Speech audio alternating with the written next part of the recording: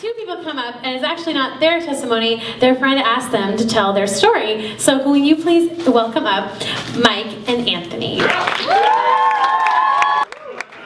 The word! Hey guys, so like Gav said, this is not our testimony, but it's one of our friends. It is Mr. Jake Frears right over there.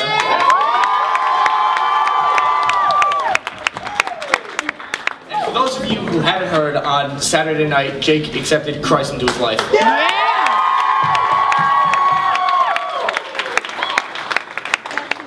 And, while I was on stage, like after I took over for Dan, by the way, bless you, man. After I took over for Dan on playing Cajon on the stage, I saw him walking around. I saw, you know, him praising God, and I saw him praying for other people. I'm not going to, you know, go into depth about who they are, but it's really satisfying for me, and I'm sure it is for everybody else who saw him go through this journey. You know, when I first saw him come here, he was kind of reserved, kind of shy, like kind of laid back, but then as soon as I saw him change, I knew he was going to be a completely different person after that night. So it just, as someone who loves you so much, it's a great thing to see you go through this change, and I love you, man.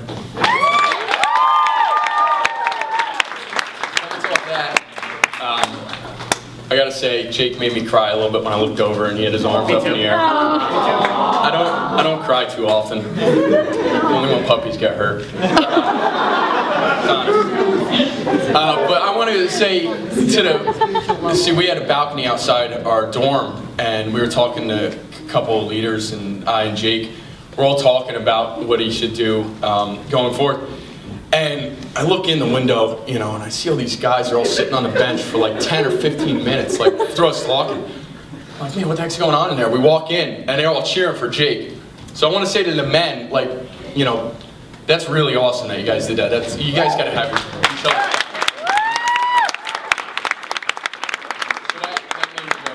Another thing is, I wanted to say to the people that didn't go, last year I didn't take off work very much, so I didn't go either.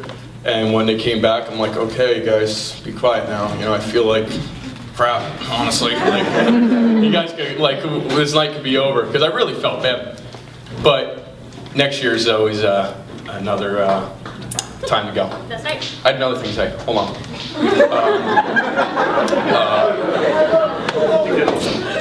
Yeah, I think that's it. Oh, no. Leaders. Give it up for the leaders. They've did so much for me. That's all I got to say. Thank you guys. And Jacob, we love you, and we are so excited.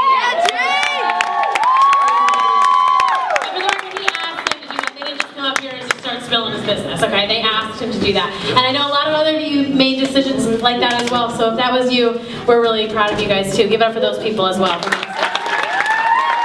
Alright, we gotta roll it along now. Let's have Chloe. I'll give you guys the very shortened version, because we all know I can drag long stories. Okay, so pretty much Saturday when we were all in our small groups, we all got the packets, and one of the last questions was, what could stop you? I think it said, what could stop you from fully giving yourself to God? And what I actually wrote down was my will. And what I thought was over the past retreats, I've been like, yes, I give my life to you, Lord, I give myself to you, and then after a while, I've just fallen back into the same place. I'm just like, oh, it was a retreat, I was in emotion, it's all that. So Saturday night, you all heard Nate put us in the back of the room. As he was talking about how the line separated us, how it was like a divider for us, I was actually staring at the line, and I was actually quite angry at it. I was staring at it with a very angry face if nobody saw that. It's kind of crazy to see, hear someone say that they're angry at just a line in the ground. But I was angry because I was looking at it and I was thinking, this is legit, because I'm a very visual learner and physical learner, so if I actually have to go out and do it, I know it's all or nothing for me. I started to cross the line, and I was sitting there, and I didn't cross the line. I still stared at it in such anger. And as I was looking at it, I was angry. I was angry at God, I will admit. I was angry at myself for ready to cross that line. Because if I say, like, I'm going to accept God, am I just going to fall later? Am I just, like, fall back into the place? Am I going to be a hypocrite? And so I stared at the line. I was actually started crying because I was getting quite pissed. And so after a while of hearing the worship and everything, I was like, well, I got to make a choice at one point. Am I going to hold on to everything and not give God my all and just keep going the way I go? Or am I going to give him my all? And if I do give him my all, I'm going to go full through with it. And so I walked a little bit closer to the line. I was kind of just standing there. I was looking at the line. And lately I've been just kind of questioning, like, where am I going in the future? What am I doing with my life? I want to go travel. How am I even going to get there? So I was looking at that line, and I don't know why, but I had a whole flashback of everything I've ever done, everything that was wrong, and everything. And I was looking at the line, and I was thinking, that looks like my life in front of me. Like, I was hearing, like, my future is past that line.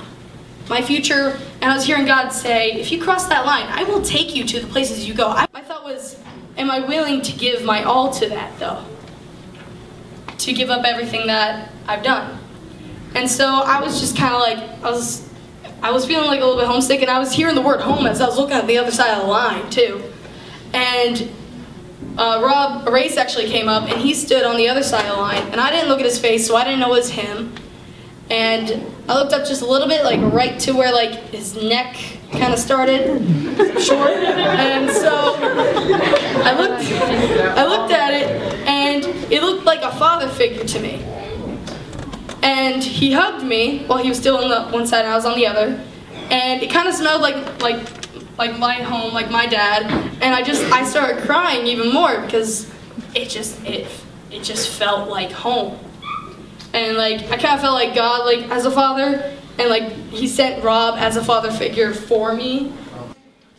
He asked me like what I felt, why wasn't I like, how was I feeling? I told him I felt like a hypocrite if I did cross the line, and I was scared.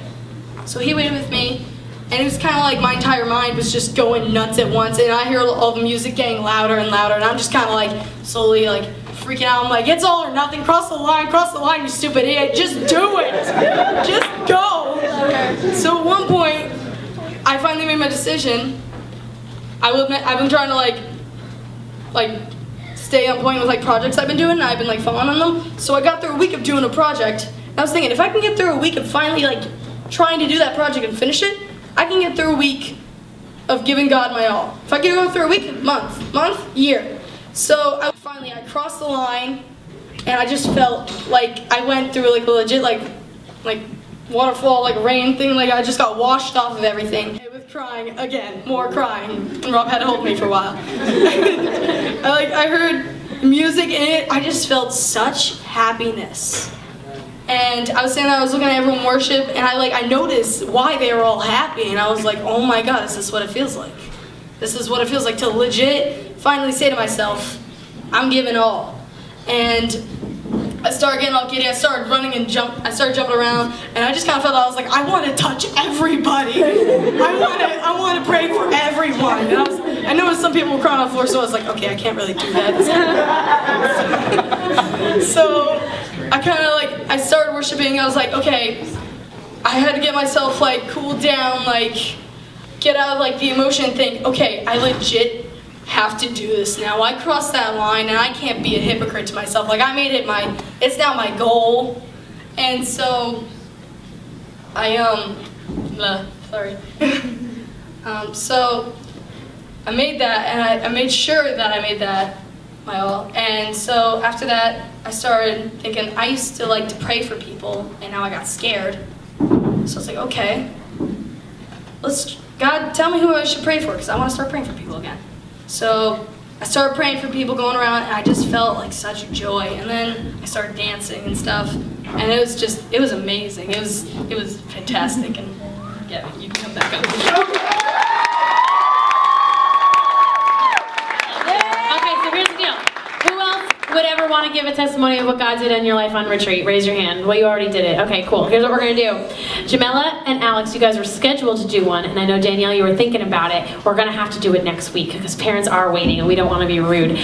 So listen, Who else would ever want to give one and talk about what God did on retreat? Was there? Okay, yeah. Okay, listen. Next week, you want to have a few more? Yeah. That's what we're gonna do. All right, so next week we'll have a video, a little more of retreat, a few more people will talk about it. But listen, guys, if you did not go on retreat, we love you, and God still wants to do so many things in your life. Like Nate said, you don't need to go away to experience that. So keep coming out on Wednesdays. It's gonna be awesome. For those of you who did go to retreat, if you're having a rough week, you need to text your leaders. You say, listen, I want to keep going. I want to keep going what God did on retreat in my heart. And it's a choice every single day. You get up and you decide, I'm going to live out what God did on retreat. It's not just an experience. Make sense? Yep. So come around us. Let us pray for you. Keep coming out. We love you guys so much. And we'll see you next week. Okay.